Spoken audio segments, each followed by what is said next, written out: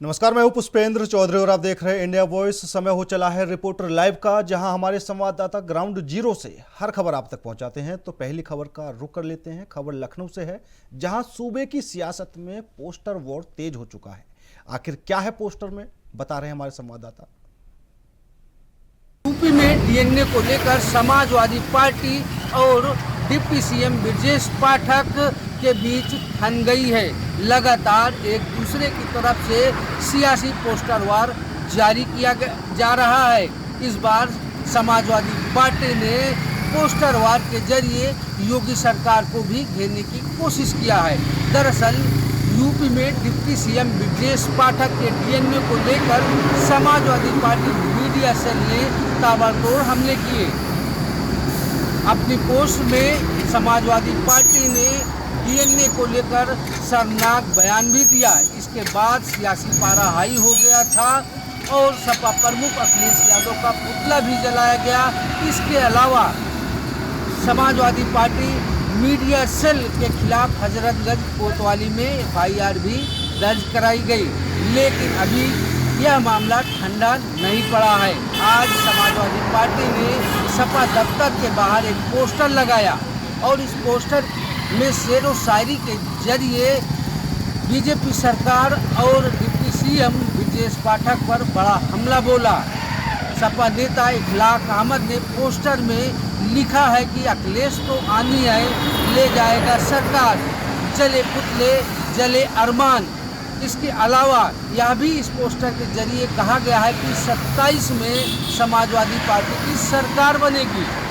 इस पोस्टर के जरिए यह भी कहने की कोशिश की गई है कि चाहे जितना पुतला जलाया जाए और चाहे जितना समाजवादी पार्टी का विरोध किया जाए, इससे कुछ होने वाला नहीं है। फिलहाल जिस तरह से अब समाजवादी पार्टी ने पोस्टर वार शुरू किया है, हालांकि इसके पहले बीजेपी नेताओं की तरफ से भी सपा के खिलाफ पोस्टर लगाया गया था और उसमें अखिलेश यादव की फोटो लगाकर लिखा गया था कि शर्म करो अखिलेश। और आज जिस तरह से समाजवादी पोस्टर लगाया गया है, अब इससे भी कहीं ना कहीं सियासी पारा हाई हो चला है। सहयोगी इसराज के साथ आसिफ बेग, इंडिया वॉइस, लखनऊ। रायबरेली में पुलिस और गोकसों के बीच मुठभेड़ हो गई। मुठभेड़ के दौरान 2 गोकसों के पैर में गोली लगी है। इस पर ज्यादा जानकारी दे रहे हैं संवाददाता। यूपी पुलिस के मुखिया यानी डीजीपी प्रशांत कुमार समेत 7 आईपीएस अफसर इसी महीने रिटायर हो रहे हैं। डीजीपी प्रशांत कुमार के सेवानिवृत्त होने के बाद अगला डीजीपी कौन होगा, इसको लेकर भी कयास लगाया जा रहा है। साथ ही साथ यह भी कयास लगाया जा रहा है कि प्रशांत कुमार का सेवा विस्तार हो सकता है।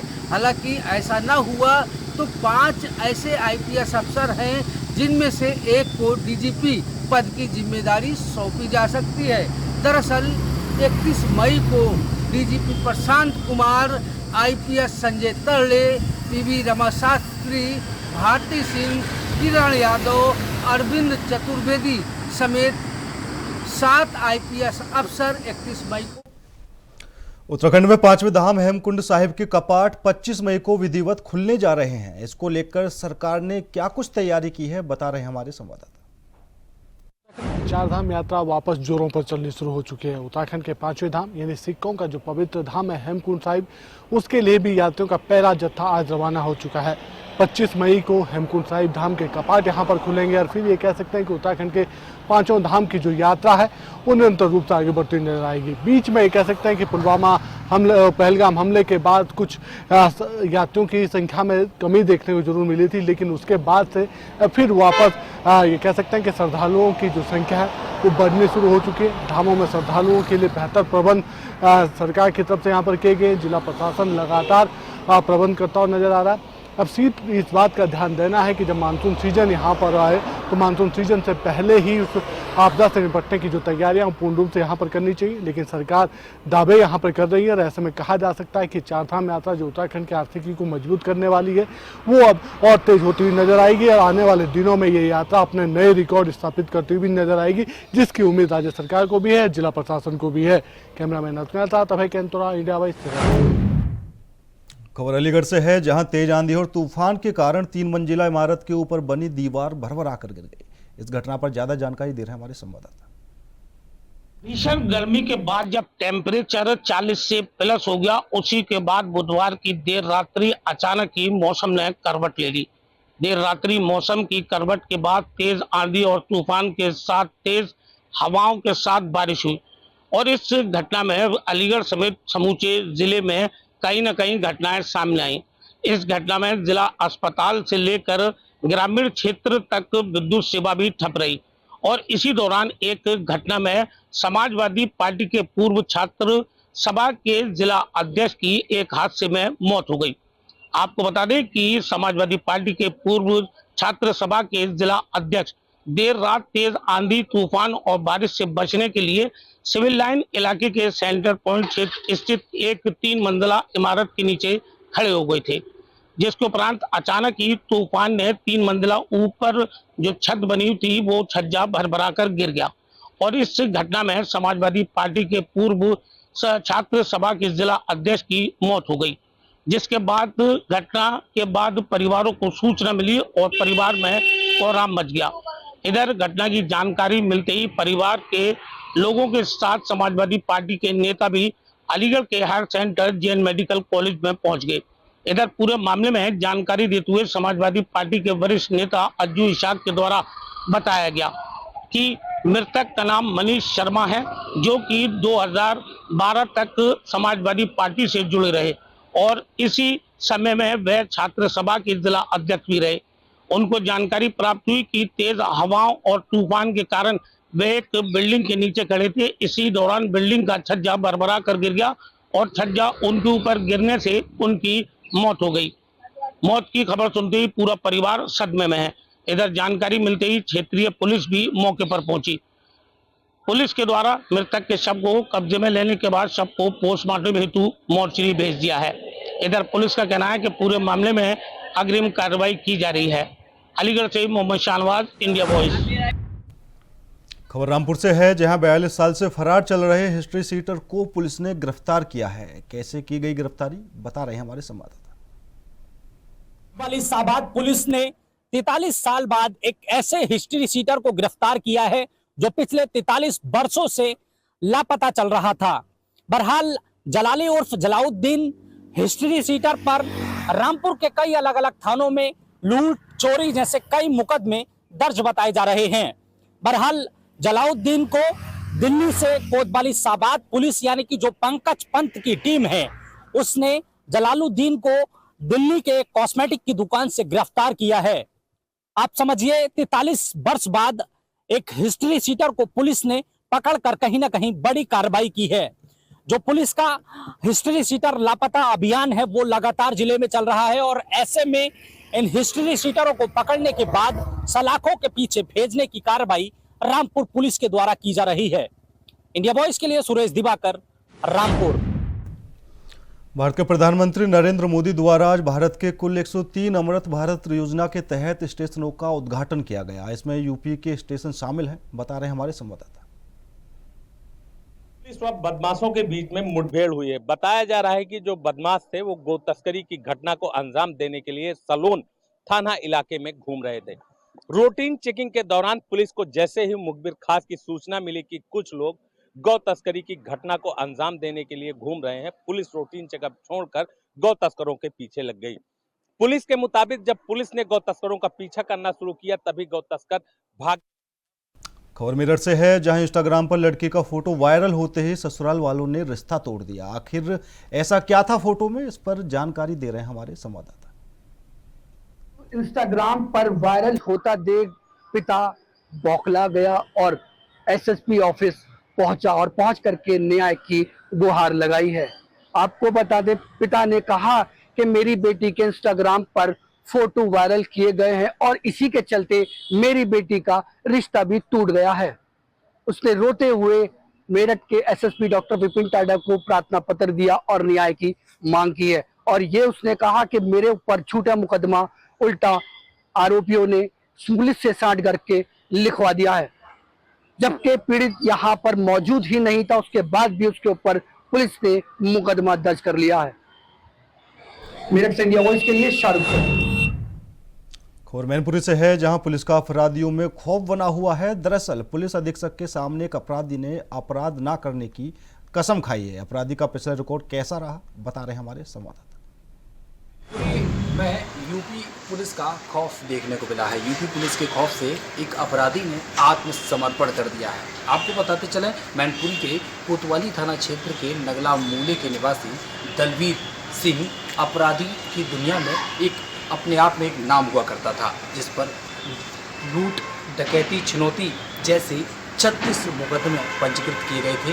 उस पर लगातार पैरवी हो रही थी। 6 महीने पहले ही उसको जेल भेजा गया था। 7 दिन बाद जब वह जेल से छूट कर आया तो उसकी पत्नी ने अपने बच्चों के सिर पर हाथ रखकर कसम खिलवा दी और कहा कि दोबारा से ऐसी आपराधिक घटनाओं में कभी भी सम्मिलित नहीं होंगे और अपराध की दुनिया में भी अपराध करने के बारे में सोचेंगे भी नहीं। जिसको लेकर आज अपर पुलिस अधीक्षक जो हैं राहुल मिठास, उनके समक्ष अपने बच्चे के सिर पर हाथ रखकर अपराधी दलवीर सिंह ने कसम खाई है और कहा है कि आज के बाद वह किसी तरीके का अपराध नहीं करेगा और पुलिस का पूरा सहयोग करेगा, क्योंकि पुलिस ने भी पूरा आश्वासन दिया है अगर पूर्ण रूप से पुलिस का सहयोग करता है, उसके अच्छे बर्ताव को लेकर पुलिस कहीं ना कहीं उसकी अच्छी मदद भी करेगी। फिलहाल पत्नी ने अपने पति को सुधारने के लिए कदम उठाया है, जिसकी पुलिस अधीक्षक राहुल मिठास ने जानकारी देते हुए बताया कि बच्चों का भविष्य और पत्नी की बात मानकर ही दलवीर सिंह ने यह निर्णय लिया है। फिलहाल पूरे मामले की जानकारी राहुल मिठास द्वारा दी गई। मामलों की जो मुकदमे हैं उन पर पैरवी होगी और उसको जो अपराध अब दोबारा न करने की उसने कसम खाई है। मैनपुरी से इंडिया वॉइस के लिए निवेश कुमार। खबर कासगंज से है, जहां तेज रफ्तार से आंधी तूफान के चलते 3 महिला सहित 5 लोगों की मौत हो गई। इस पर ज्यादा जानकारी दे रहे हैं हमारे संवाददाता। तूफान और बरसात के चलते 5 लोगों की हुई मौत और कम से 2 दर्जन से अधिक लोग घायल। आपको बता दें, पूरा मामला कासगंज जनपद का है, जिसमें कल आए देर रात भयंकर तूफान और बारिश के चलते जगह जगह पेड़, होर्डिंग्स व मकानों की दीवार टूट गई, जिसमें कई मकान टूटकर क्षतिग्रस्त भी हुआ, जिनके नीचे दबने से 19 लोग घायल हुए हैं, जिसमें 5 लोगों की मौत भी हो गई है। जो उसके बाद घायलों को जिला चिकित्सालय लाया गया है, जिनमें डॉक्टरों द्वारा उनका इलाज किया जा रहा है। वहीं राजस्व विभाग की टीम ने समस्त थाना क्षेत्रों, तहसीलों में जाकर हुए तूफान से हुई नुकसान की भरपाई के लिए का आकलन करना शुरू कर दिया। वहीं वह अपनी रिपोर्ट जिला अधिकारी महोदय को देंगी। उसके बाद वहीं उन घायल लोगों के लिए दैवीय आपदा के रूप में कुछ न कुछ रकम सरकार द्वारा दी जाएगी। लेकिन सबसे बड़ी चीज़ कि इस भयंकर तूफान के कारण 3 महिलाओं समेत 5 लोगों की मौत हुई है, जिसमें एक राजस्व कर्मी भी शामिल है। कासगंज से इंडिया वॉइस के लिए अशोक शर्मा की रिपोर्ट। खबर कानपुर से है, जहां मेडिकल कॉलेज के प्राचार्य पर FIR दर्ज हुई। आखिर क्या है पूरा मामला, बता रहे हैं हमारे संवाददाता। कानपुर देहात मेडिकल कॉलेज के प्राचार्य के खिलाफ दर्ज हुआ मुकदमा। सज्जन लाल वर्मा सहित 3 लोगों के खिलाफ गंभीर धाराओं में मुकदमा दर्ज हुआ है। आपको बता दें कि 2 मई को उत्तर प्रदेश सरकार की राज्य मंत्री प्रतिभा शुक्ला ने मेडिकल कॉलेज का औचक निरीक्षण किया था, जिस दरमियान तमाम खामियां मिली थी। 50 से ज्यादा डॉक्टर नदारत मिले थे और तमाम आउटसोर्सिंग के कर्मचारियों में भर्ती के दरमियान वसूली की जा रही थी। और एक पीड़ित जो सब का वाहन चालक था, उसने शिकायत की थी कि उसके बेटे की आउटसोर्सिंग में भर्ती के नाम पर उससे भी 1.5 से 2 लाख रुपए की वसूली की गई थी और अब तक उसे नौकरी नहीं मिली है। उसने लिखित शिकायत की थी, जिसमें 19 दिनों के बाद अब मुकदमा दर्ज हुआ है, जिसमें सज्जन लाल वर्मा प्राचार्य सहित 3 के खिलाफ गंभीर धाराओं में मुकदमा दर्ज हुआ है।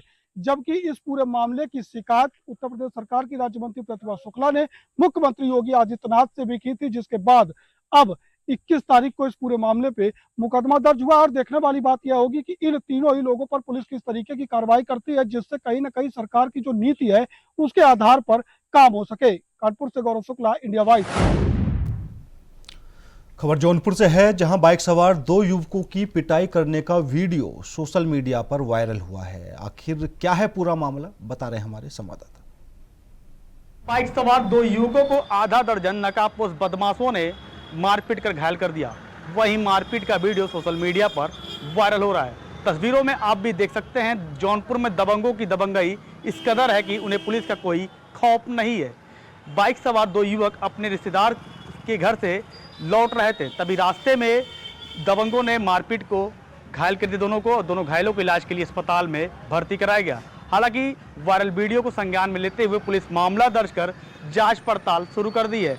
पुलिस के जांच में ये बात सामने आई कि पैसे के लेन देन के कारण दबंगों ने घटना को अंजाम दिया है। पूरा मामला जो है जौनपुर के महाराजगंज थाना क्षेत्र का बताया जा रहा है। वहीं पुलिस जो है दबंगों की तलाश में जुटी हुई है। जौनपुर से विवेक कुमार, इंडिया वॉइस। प्रधानमंत्री नरेंद्र मोदी द्वारा आज भारत के कुल 103 अमृत भारत योजना के तहत स्टेशनों का उद्घाटन किया गया। खबर पर ज्यादा जानकारी दे रहे हैं हमारे संवाददाता। राजस्थान के बीकानेर में प्रधानमंत्री नरेंद्र मोदी ने 103 रेलवे स्टेशनों का आज उद्घाटन किया है, जिसको लेकर सिद्धार्थनगर जिले में बतौर मुख्य अतिथि सांसद जगदम्बिका पाल ने सिद्धार्थनगर जिले के रेलवे स्टेशन का आज उद्घाटन किया। आपको बताते चलें कि सिद्धार्थनगर जिले में रेलवे स्टेशन इस तरह बनाया गया कि बुद्ध की नगरी है, जो कि महात्मा बुद्ध है, यहीं के इनकी जन्मस्थली है, जिसको लेके सिद्धार्थनगर जिले में सिद्धार्थनगर रेलवे स्टेशन इन्हीं के नाम पे रखा गया है। और सांसद जगदम्बिका पाल ने बताया कि जो है यहाँ रेलवे स्टेशन पर जो भी यात्रियों की असुविधाएं थी उसको दूर किया गया है, और जो भी सुविधा होगी और भी किया जाएगा। सांसद जगदम्बिका पाल ने बताया कि रेलवे स्टेशन को लेके और भी कार्य किया जाएगा, जो भी यहाँ दिक्कतें होती हैं उस दिक्कतों को दूर किया जाएगा। सिद्धार्थनगर से राकेश यादव, इंडिया। खबर बदायूं से है, जहां ऑयल फैक्ट्री में तेज आंधी के दौरान अचानक आग लग गई। आग ने देखते ही देखते विकराल रूप धारण कर लिया। खबर पर ज्यादा जानकारी दे रहे हैं संवाददाता। जनपद का वो भीषण अग्निकांड जो देर रात आंधी आने के बाद, तेज हवाओं के बाद, शॉर्ट सर्किट के बाद जिस फैक्ट्री में आग लगी थी, मेरे पीछे आप देख सकते हैं। मैं कैमरा पर्सन से कहूंगा वो फैक्ट्री दिखाए कि जिस तरह से 12 घंटे से आज अधिक बीत जाने के बावजूद भी जिस तरह से अभी भी दर्जनों गाड़ियां फायर ब्रिगेड की आग बुझाने पे लगी हुई हैं, लेकिन कोई आग पर किसी तरह का काबू नहीं पाया जा रहा है। हालांकि जो पीछे कैमरा पर्सन से कहेंगे जो रोड दिखाए, ये बदायूं और दिल्ली जाने वाला रोड है। हालांकि कितना व्यस्तम रोड है, और पुलिस प्रशासन ने रोड भी बंद कर रखा है। हालांकि देखिए, यहाँ बड़ा कस्बा जो उजियानी यहाँ आता था, उजियानी कस्बे को देर रात से ही पुलिस प्रशासन ने खाली करवा दिया, क्योंकि ये केमिकल फैक्ट्री है और मैंथा की फैक्ट्री है। इसमें तमाम तरह के केमिकल को देखते हुए पुलिस प्रशासन ने सुरक्षा के तहत ये कदम उठाए थे, और लगातार पुलिस प्रशासन की और यहाँ फायर ब्रिगेड की टीमें लगी हुई हैं। अभी तक किसी भी जनहानि की सूचना नहीं है। हालांकि जिला अधिकारी के मुताबिक कोई भी जनहानि नहीं हुई है, और करोड़ों का नुकसान फैक्ट्री में बताया जा रहा है।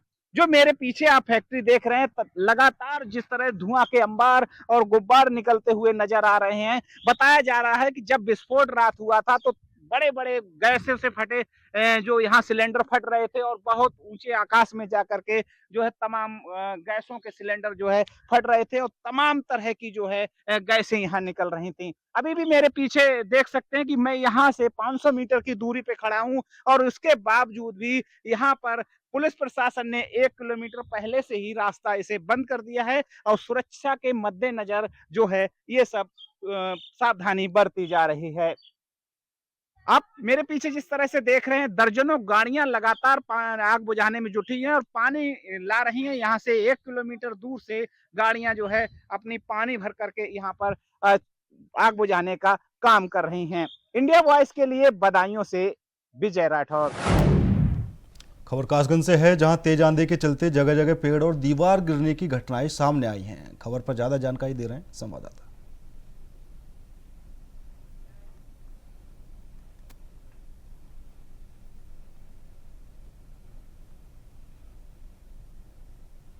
भयंकर तूफान के कारण 1.5 दर्जन से अधिक झुग्गी झोपड़ियां जलकर हुई राख।